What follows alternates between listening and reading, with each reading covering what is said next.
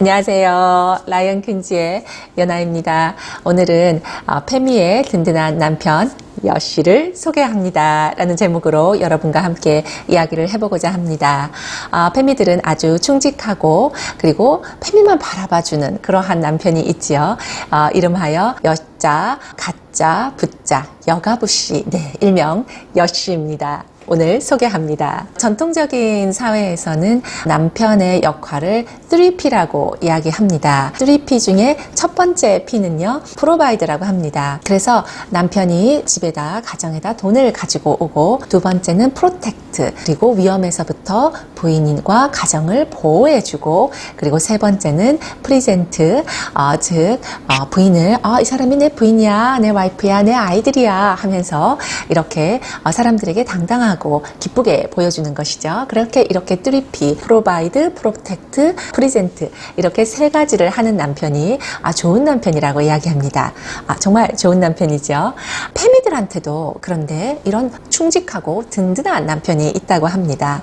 바로 우리가 방금 이야기했던 여씨인데요. 페미의 남편 여씨는 이렇게 전통적인 사회에서 남편들이 해주는 3P를 해주면서도 밥 해와라, 빨래 해와라, 아이들 낳아라, 이러한 육아노동과 가사노동을 시키지 않습니다. 네. 그리고 2년에 한 번, 2년도 필요 없나요? 4년에 한 번 직접 만날 필요도 없이 그냥 투표장에서 한 번만 자기 이름만 찍어주면, 내가 계속 너에게 제공을 하겠다라고 이야기를 하는 것이죠. 그러니까 페미에게는 이 남편 여씨가 최고가 아니겠습니까? 그러면 한번 이 여가부가 어떻게 이때까지 남편이 전통적으로 해오던 프로바이드, 프로텍트, 프리젠트를 페미들에게 해주는지 우리 한번 보실까요? 첫 번째입니다. 여씨는 부인 페미에게 프로바이드, 즉 돈을 대줍니다. 많이들 들으셨죠? 2019년 여가부의 1년 예산이 1조 788억 원입니다. 정말 놀라운 숫자죠. 여가부의 예산은 점점점 늘어서 하늘 높은 줄 모르고 치솟고 있습니다. 그리고 또 이번에 국민연금 사기업, 민간기업 투자를 사업성이나 아니면 회사 능력이나 이런 게 아니라 여성 임원이 얼마나 많은가, 그러니까 그 고위 간증에서 여성들이 얼마나 많은가 그 비율을 보고 여가부가 투자를 하겠다 사기업에 이렇게 얘기를 해서 많이 논란이 있었죠. 두 번째 여씨는 페미 부인을 보호를 해줍니다. 어떻게 보호를 해주나요? 세 가지 면에서 보호를 해준다고 생각하는데요. 그 첫 번째 면은 강단 페미들의 대표적인 사람은 중앙대의 이나영 교수나 아니면 김지영 교수가 있다고 볼 수 있는데요. 이들은 다 현장 페미들이 뱉어낼 수 있는 그러한 말들을 만들어냅니다. 유명한 말들 중에서는 한국 사회는 남성 중심의 사회이기 때문에 여혐은 있어도 남혐은 없다라는 등등 유명한 이야기를 만들어내고 그것들이 현장 페미들에 의해서 계속 이렇게 반복이 되죠. 두 번째 여씨가 페미 부인을 보호해주는 방법은 바로 현장 페미입니다. 현장 페미들을 우리는 메갈 아니면 워마드, 어떤 분들은 사회 악이다까지도 얘기를 하고 정신병이다 등등 여러 가지 표현들을 하는데요. 이런 현장 페미를 발로 뛰는 페미들을 강단 페미들은 혁명적인 투사다라고 추앙을 해주면서 이러한 워마드 집회에 강단 페미들이 가서 같이 독려를 해주고 같이 일을 하게 되죠. 세 번째 남편 여씨가 여가부가 페미니즘을 보호해주는 방식은 정계페미입니다. 정계페미가 해주는 일은 참 많죠. 정계페미는 아주 작게는 여성 전용 주차장, 여성 전용 자리, 여성 전용 도서관, 휴게실 등등이 있겠습니다. 또 좀 더 크게는 여성 비례대표 비율 확보, 여성 국회의원 비율 확보, 여성 임원 확보 등등 여러 가지들이 있겠죠. 또 조금 요즘 이슈가 되는 것들은 또 낙태 문제가 있겠습니다. 이번 문재인 정권 들어오면서 2년 전부터 추진하고 있는 것이 낙태 문제가 있죠. 낙태 문제가 이렇게 심각하다. 1년마다 5만 건씩 된다. 이 말은 결국 무슨 말입니까? 국가 지원금 더 내놔라. 이런 뜻이 되겠죠. 그리고 그 일을 누가 맡게 될 것 같습니까? 결국 여가부, 여씨가 맡게 되지 않을까요? 세 번째 P입니다. 세 번째 P는 프리젠트라고 했죠. 사람들에게 페미 부인을 데리고 다니면서 보여주는 여씨의 모습 한번 볼까요? 최근에 여가부는 성평등 방송 프로그램 안내책자를 발표했습니다. 최근 하도 문제가 돼서 많이들 들으셨을 거라고 생각이 되지만요.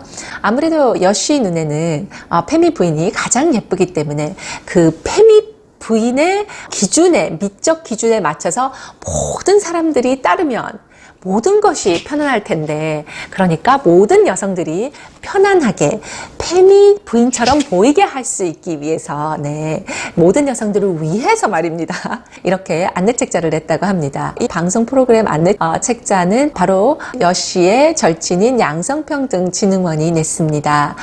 이때까지도 사실 이런 민간 기업들이 이러한 책자들을 내고 방송에 여러 가지 이렇다 저렇다 이야기들을 많이 해왔지만, 이번에 문제는 이런 사적 민간 기업들이 공적인 그런 세금을 받아서 이러한 책자를 만들었다는데 첫 번째 문제가 있겠지요. 또한 성평등 방송 프로그램 안내책자를 보면요, 아이돌의 외모 기준이 다 너무 획일적이다. 얼굴이 작고 갸름하고 하얗고 날씬하다. 이것은 다양성을 해친다.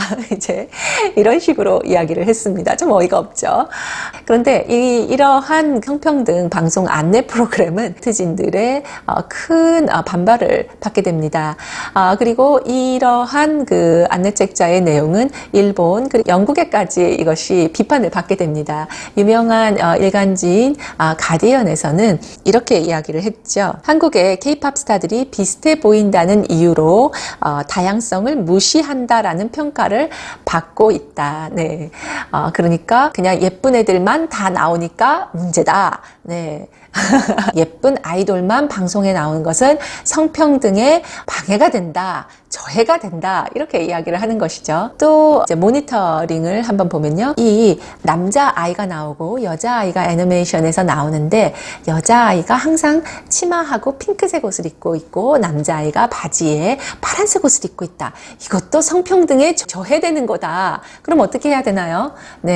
남자하고 여자 아이의 성별을 모호하게 만들어야 되나요? 얼굴이 하얗고 갸름하고 날씬하면 나오는 것도 규제돼야 되고, 그리고 성별이 정확하게 나오는 것도 규제돼야 되고, 대체 어떠한 방송을 만들고 싶은 것인지 잘 알 수가 없습니다. 하지만 남편 여씨에게는 페미가 눈에 넣어도 아프지 않는 그러한 미적 기준을 갖고 있기 때문에 PC를 해서라도 사람들의 생각과 말과 그리고 행동을 규제해서라도 이 페미 부인의 내적 외적의 아름다움을 세상에 알리자. 이러한 여씨의 취지인 것 같습니다. 하늘을 가려서라도 여씨의 부인이 세상에서 최고로 예쁘다 하고 싶은 모양입니다. 하지만 최근 하태경 의원에 의하면 여씨하고 같이 일하고 있는 최고의 수장 여가부의 진선미 장관도 이러한 여씨의 기준을 지키지 못하고 있는 것으로 나타났습니다. 여성가족부의 웹사이트에 들어가 보시면 진선미 장관의 프로필이 있는데요. 그 프로필은 뽀샵에다가 아련한 아우라까지 예쁜, 아주 예쁘게 생긴 그런 만화적인 여성이 앉아있네요. 이렇게 성감수성이 떨어지는 그러한 행동을 하면 안 되겠지요. 이렇게 하도 논란이 많아지자 여가부 측에서는 우리가 그렇게 하려고 한 게 아니고요. 우리가 사실 의도와는 참 다르고요. 저희가 수정하고 삭제하겠습니다. 이렇게 얘기를 했지만 여씨의 친구분인 성평등 양성진흥원은 조금 다르게 생각하는 것 같습니다. 최근 성평등 양성진흥원, 즉 이 안내책자를 만든 그 기관에서는요, 타사의 매체와 인터뷰에서 이건 잘못한 거 없다. 우리가 뭘 잘못했냐. 우리는 그대로 하겠다. 이제 이런 식으로 이야기를 했죠.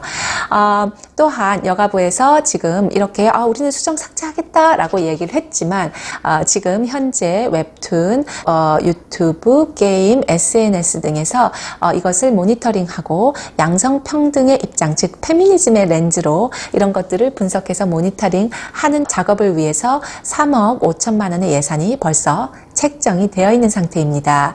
그리고 이거는 우리는 자율 法적인 규제로 할 거야. 우리가 무슨 뭐 사람들한테 이렇게 압박하는 게 아니야. 이렇게 이야기는 하고 있지만 벌써 다양한 이런 방송 매체, 즉 아프리카 TV 등등을 정부로 불러서 이러이러한 기준을 맞춰서 따라라 라고 압박 아닌 압박, 강압 아닌 강압, 강요 아닌 강요를 하고 있는 것이죠. 그렇다면은 왜 이러한 일들이 계속 반복되는 것일까요? 왜냐하면 지금 여가부를 비롯한 고위 관직에 앉아있는 여성들은 바로 페미니즘과 또한 양성평등은 같다라고 생각합니다. 즉 페미니즘이 이 세상에 이루어지면 양성평등의 패러다이스는 오는 것입니다 라고 이야기하는 그러한 생각 구조 때문에 이러한 일이 일어나는 것입니다. 그 단적인 예로요, 이 여가부가 남성과 여성의 성의 갈등을 해결하기 위해서는 내놓은 해결책을 보면 우리는 그 실마리를 볼 수 있습니다. 남성과 여성의 성 갈등을 해결하기 위해서는 페미니즘을 더 많이 가르쳐야 된다. 이것이 그들의 해결책입니다. 즉 초, 중, 고에서 공공교육에서 페미니즘을 의무적으로 가르쳐야 한다는 것을 남녀 성 갈등의 해결책으로 제시하고 있다는 것을 보면 우리가 알 수 있죠. 저는 사람들이 말하지 않는 여가부, 여씨의 비밀을 두 가지를 이야기를 하고 싶습니다. 네, 첫 번째는요, 여가부는 여성가족부는 여성을 위한 국가 부처가 아닙니다. 이 여성가족부의 국제적으로 쓰는 공식적인 명칭을 보면요, 여성가족부인데도 불구하고 The Gender Equality and Family Department 이렇게 이야기를 합니다. 즉 여성을 Gender Equality라고 이야기를 하고 있습니다. 젠더와 그리고 섹스, 성에 대한 개념은 조금 다르게 쓰이는데요. 섹스라는 것이 그런 생물학적인 여성과 남성을 가르친다면은 젠더는 사회적인 성을 가르친다고 얘기합니다. 이게 무슨 말이죠? 네, 이것은 바로 남성과 여성이 대등한 개념이다 라고 이야기를 합니다. 어떻게 생각하면 섹스라는 개념은 여성이 남성 안에 종속되어 있는 개념이라고 한다면 젠더라는 개념은 남성과 여성이 동등하다라고 얘기합니다. 이 얘기 누가 많이 하나요? 네, 맞습니다. 페미니즘이 하는 이야기입니다. 그렇기 때문에 여성가족부는 여성을 위한 부처가 아닙니다. 바로 페미니즘, 즉 좌파 정치 안건을 지지하는 여성들을 만을 위한 여성가족부라고 여가부라고 보실 수 있습니다. 페미들은 자신의 어젠다, 안건들을 반대하는 여성들을 흉자라고 얘기하고 그리고 가부장제에 세뇌가 당한 여성들이라고 말합니다. 또 어떤 경우에는 너가 그렇게 흉자를 할 거면 너는 평생 한남충들한테 강간당하면서 살아라 라는 그런 막말도 서슴지 않습니다. 지금 한국 페미니즘은 지금 레디컬 페미니즘이 이끌고 있기 때문에 일반 여성들이 생각하는 그 페미니즘이 레디컬 페미니즘이 대표를 해서 이끌고 있는 것도 아주 큰 문제라고 볼 수 있겠지요. 그러면 여가부가 말하지 않는 여가부의 비밀 두 번째, 여러분들 이 포인트에 동의하실지 안 하실지 모르겠지만 이것은 저는 이렇게 생각합니다. 여성가족부가 The Gender Equality and Family Department라고 말하는데요. 여기서 family, 가족이라고 말하는 이 단어에 대해서 잠깐 이야기를 하고 싶습니다. 이 가족이라는 단어가 우리가 생각할 때는 전통사회에서 아버지와 어머니 이렇게 생각을 하지요. 하지만 이 페미니즘이 원하고 또 양성평등, 즉 젠더 이퀄리티가 원하는 그러한 가족의 개념은 우리가 생각하는 아버지, 어머니 그리고 자녀들의 그러한 개념이 아닙니다. 왜 그럴까요? 제3물결은 1990년대부터 시작됐던 페미니즘을 말합니다. 이 페미니즘의 양상을 보면요. 물론 엘리트 페미니즘, 즉 힐러리 클린턴이나 낸시 펠로시를 위시하고 있는 그러한 사람들의 엘리트 페미니즘도 섞여 있지만 그 대부분은 성소수자들을 아주 끌어안는 그러한 것이 제3물결 페미니즘의 특성입니다. 그렇기 때문에 가족을 남성과 여성의 가정의 형태로 보지 않고 내 아빠 가정, 그리고 엄마 가정, 아니면 엄마 트랜스젠더 가정, 아니면 아빠 트랜스젠더 가정 이런 식으로 여러 가지 가정의 개념을 섞어 있습니다. 페미들이 아주 좋아하는 페미 선진국 캐나다에서 보면요. 광고 문서에서 부모란에 아버지, 어머니 이름을 쓰는 란에 부모 1, 부모 2 이렇게 적혀 있습니다. 그리고 뉴욕시에서 보면요. 그 성을 쓰는 그런 단어에서요. 남성, 첫 번째 남성, 두 번째 여성, 그리고 세 번째 그 외의 것들, others라는 그런 칸이 있습니다. 이런 제3물결 페미니즘 안에서도 뭐 여러 가지 논의가 되고 있지만 그 others, 그 밖에 여성과 남성 그 밖에 여러 가지 것들에 뭐 많이 들어갑니다. 뭐 기본적으로 동성애 그리고 트랜스젠더 이런 것도 들어가고요. 내가 무슨 외계인이다, 내가 무슨 뭐 고양이다, 아니면 뭐 내가 오늘은 남자고 내일은 여자다, 뭐 내가 아침에는 여자고 저녁에는 남자다 이런 식으로 그런 식의 젠더 플루이드까지 뭐 많은 성들이 들어간다고 볼 수 있습니다. 많은 분들이 어떻게 여성 장관들이 이러한 워마드나 아니면 메갈 집회에 가서 이렇게 지지할 수 있느냐 이렇게 놀라시는데요. 여러분 미래에 조만간에 성소수자의 집회에 여씨가 등장한다고 해도 너무 놀라지 마십시오. 바로 이 가족의 개념이라는 것이 우리가 생각하는 가족의 개념과 다를 수 있다는 비밀이 있습니다. 한국의 레디컬 페미니즘, 워마드나 아니면 메갈들은 정신병이다, 미친 거다 이렇게들 얘기를 하죠. 하지만 전 조금 다른 견해를 갖고 있습니다. 한국의 페미니즘은 아주 전략적으로 아주 정확하게 자신들이 가고 있는 길을 저는 잘 알고 있다고 생각합니다. 강남 페미와 정계 페미와 메갈과 워마드와 같은 현장 페미들이 세 개가 같이 만나서 지금 페미니즘의 어젠다를 하나씩 앞으로 밀어나가고 있는 상태가 바로 한국의 지금 양상이라고 저는 보입니다. 그래서 철저하게 자신이 책임지지 않아도, 자신이 결혼하지 않아도, 자신의 남편이 없어도, 열심히 일하지 않아도 자신들이 편하게 살 수 있는 방법을 페미들은 여씨와 모색을 하고 있는 것이라고 저는 보입니다. 결국 나라의 세금을 자기들이 장악하고 나를 찍으면 너희도 챙겨줄게 라는 이러한 협착의 문화가 이루어지고 있는 것이죠. 결론입니다.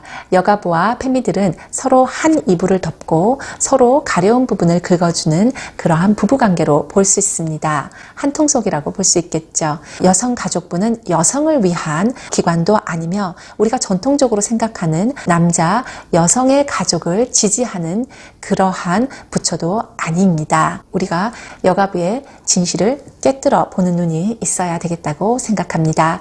오늘도 시청해 주셔서 감사합니다. Woman with a Strength and Honor 라이언 퀸지였습니다. 감사합니다. 좋아요 그리고 구독 꼭 눌러주세요. 감사합니다.